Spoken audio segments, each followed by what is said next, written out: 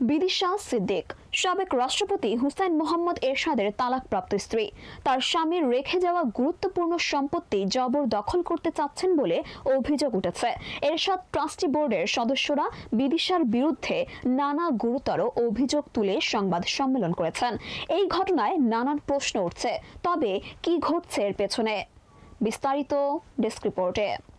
2019 সালের 7 এপ্রিল সাবেক রাষ্ট্রপতি হুসাইন মোহাম্মদ এরশাদ একটি ট্রাস্ট প্রতিষ্ঠা করেন, যাতে তার পরিবার ও দেশের জনহিতকর কাজে সম্পত্তি ব্যয় করা হবে। এরশাদ তার ছেলে শাহাতা জারাব এরশাদের ভরণপোষণ ও সমাজ কল্যাণের জন্য এই ট্রাস্ট গঠন করেন। কিন্তু এরশাদের মৃত্যুর পর তার সাবেক স্ত্রী বিদিশা সিদ্দিকের বিরুদ্ধে ট্রাস্টের সম্পত্তি জবরদখলের অভিযোগ উঠেছে। এদিন ঢাকা রিপোর্টার্স ইউনিটে এক সংবাদ সম্মেলনে এরশাদ ট্রাস্টের সদস্যরা দাবি করেন, বিদিশা সিদ্দিক প্রেসিডেন্ট পার্কে অনুপ্রবেশ করে এরশাদের তালাকপ্রাপ্ত স্ত্রীর মর্যাদায় অবস্থান করছেন এবং ট্রাস্টের সম্পত্তির জবরদখল করছেন।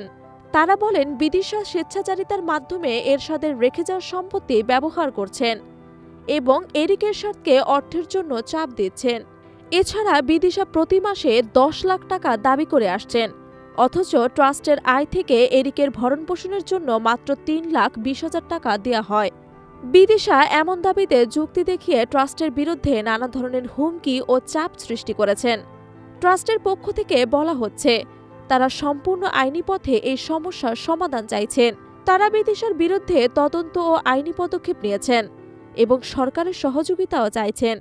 এরিক এরশাদে 2020 সালের একটি অডিও বার্তায় তিনি জানান, তার মা বিদিশা অবৈধভাবে ট্রাস্টের সম্পত্তি দখল করে রেখেছেন এবং তাকে বিপদে ফেলার চেষ্টা করছেন।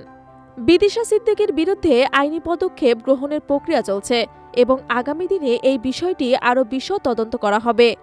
এটি এখন আদালতে তদন্তাধীন রয়েছে, যেখানে প্রমাণিত হলে বিদিশার বিরুদ্ধে কঠোর পদক্ষেপ নেওয়া হবে।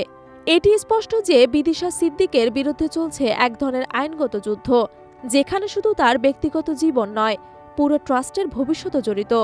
এটি দেশের আইনগত ব্যবস্থা এবং ঐতিহাসিক মূল্যবোধের জন্য গুরুত্বপূর্ণ একটি উদাহরণ হতে পারে।